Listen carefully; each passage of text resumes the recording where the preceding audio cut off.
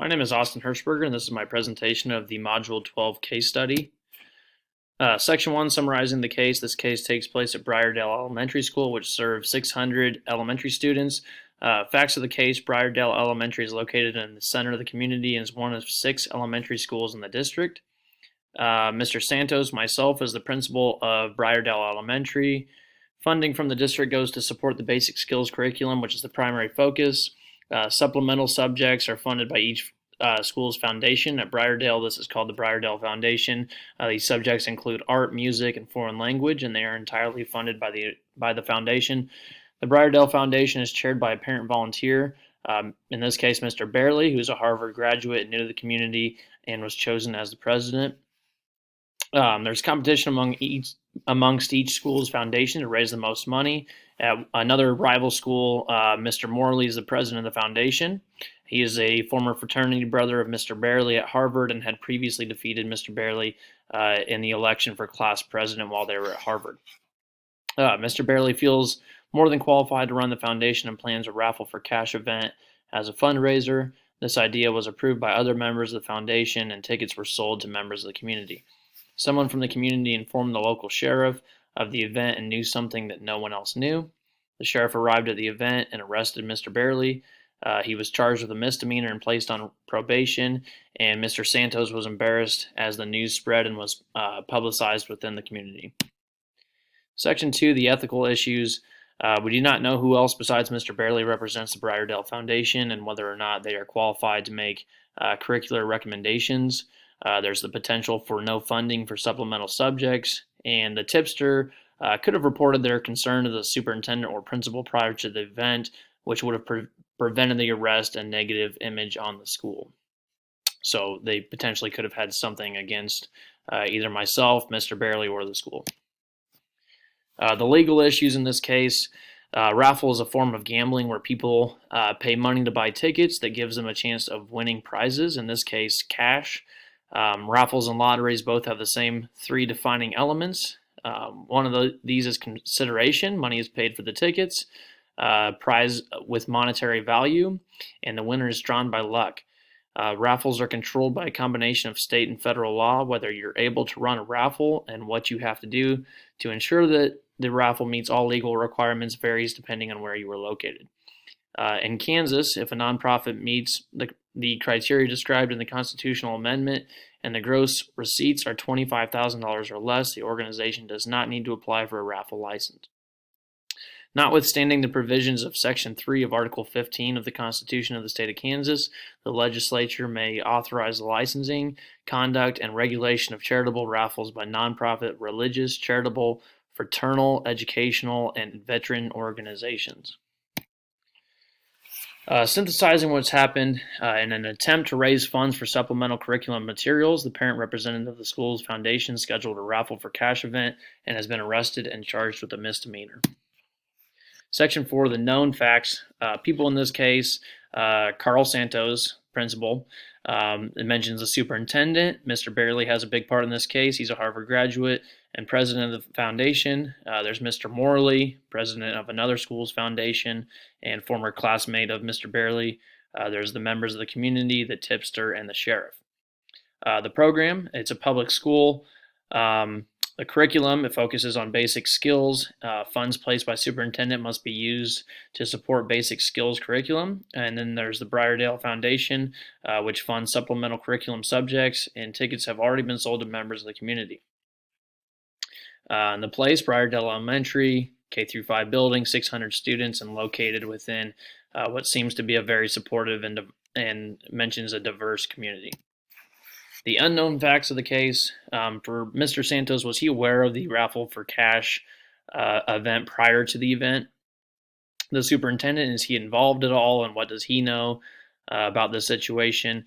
The members of the foundation, how many are there, and why did they not question the legality of the event? It mentioned that it was approved by them prior to the event, so who was it exactly that approved it? And then there's the tipster. Why did they not bring it to the superintendent or the principal instead of law enforcement prior to the event? The program: unknown. Briardale Foundation: what kind of fundraisers have been done in the past? Is it comprised of parents, teachers, community members, or a mix. And then with Briardale Elementary, in what state is it located, and is it rural, suburban, or urban? Review and prioritize the information. This conflict is damaging to stakeholders in multiple ways. It portrays a bad image on the school as a whole. It could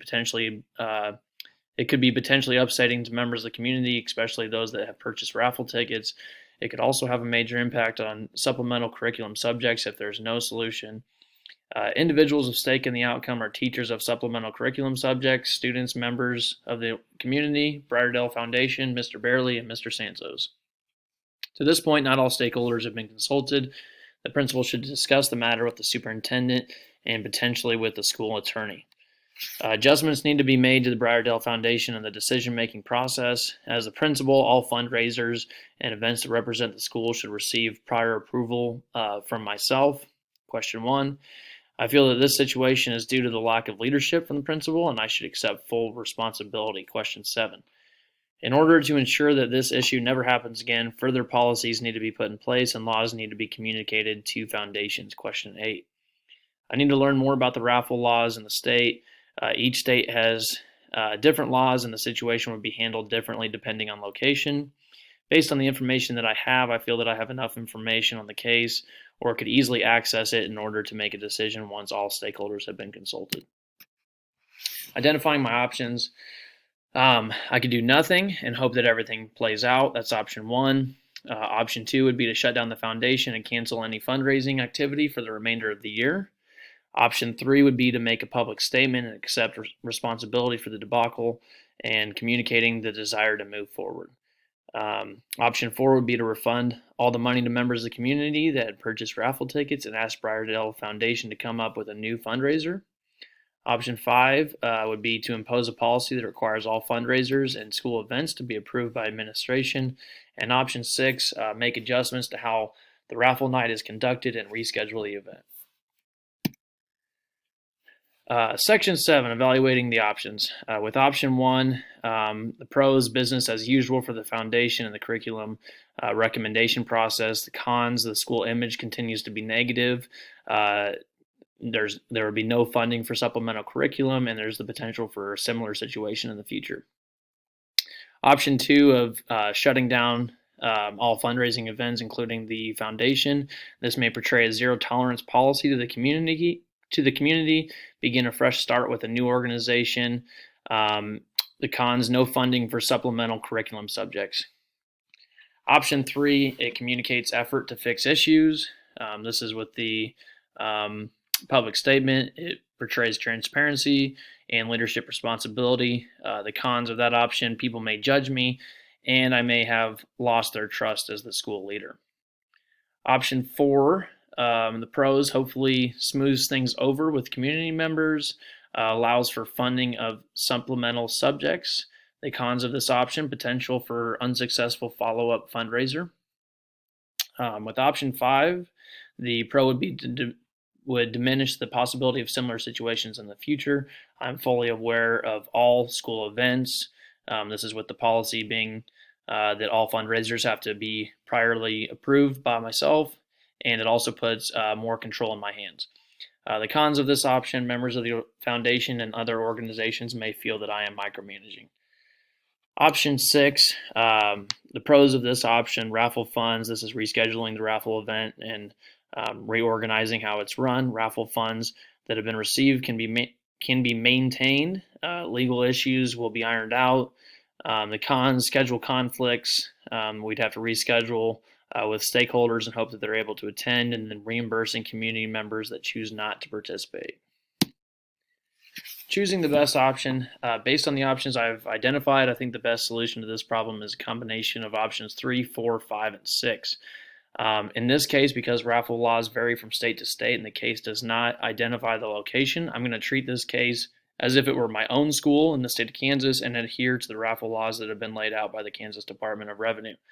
These options include making a public statement, implementing a policy that will allow for sound decision making in terms of fundraisers and school events, refunding members of the community that had purchased tickets, and making adjustments to the raffle fundraiser. I feel strongly that these options provide the most benefits to all stakeholders, best support the needs of the school community, and protect the school from similar situations in the future. In implementing the decision, the first option that I would need to take um, would be to meet with the superintendent and inform them of my plan, allowing for additional input from them um, in the process. Option two, or the next step in the process, the second step, is to make a public statement. As a school leader, I need to accept all successes and failures, and I'm fully responsible for fostering a positive educational environment that puts students' needs first. This statement should communicate to parents, teachers, students, and members of the community that we intend to do better, they deserve better, and that we must move on from this in order to progress. The next step would be to refund members of the community that had purchased Raffle for cash tickets. Thank them for their contribution and support for student and school needs. Sincerely apologize and hope for support in the future. The fourth step in the process, I must become fully informed of all laws and regulations that surround educational fundraising in order to ensure that parents comply. Question 4, I will provide training to the members of the foundation so that they are aware of and adhere to the law as well. The next step in this process is to reconstruct the leadership tiers of the foundation and the process of implementing curriculum recommendations. Foundations can be chaired by parents or employees, but should work in partnership with the school. Question 3. All recommendations from the foundation will be reviewed in a collaborative effort by myself and the school site curriculum committee.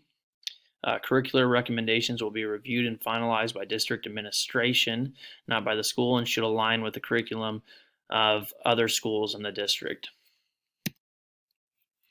The sixth step in the process is to implement a fundraising policy. All fundraisers need to be approved by administration. Funds must be collected by and accounted for by 2 school representatives, one being the principal. These will be accounted for in the school's general fund, questions 5 and 13.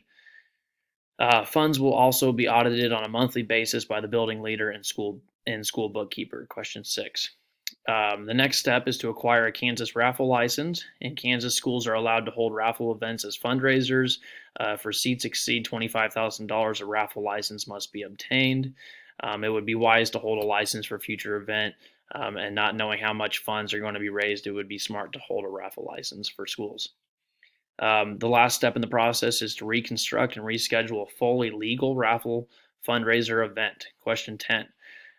Tickets can be sold once a raffle license is obtained. So in this case, we would have to refund all the members of the community that had previously bought tickets, and then reschedule this one and then sell tickets once we have our raffle license. Because some trust may have been broken due to the previous raffle night event, this will be a very family-friendly event. It'll be community-wide. Purchased tickets will include dinner and ice cream, and all members of the community are welcome to attend. This event will be a raffle for prizes and not for cash.